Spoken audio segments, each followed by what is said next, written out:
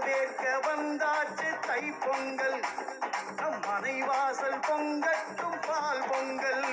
இது பொங்கலுக்கு ஒரு கவிதை சொல்றாங்க. பயிர்களின் கலைகளை, நமது கவலைகளை, தீமைகளை வேரோடு சாட்டி தீவிடும் திருவிழா போகி பண்டிகை. அடுத்த நாள் பொங்கல்.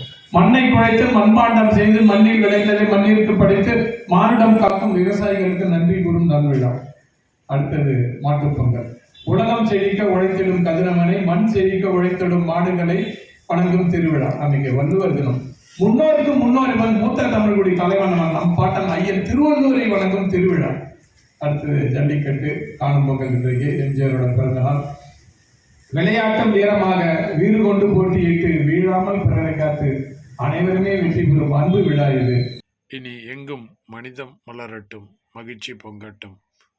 நன்றி, வணக்கம்.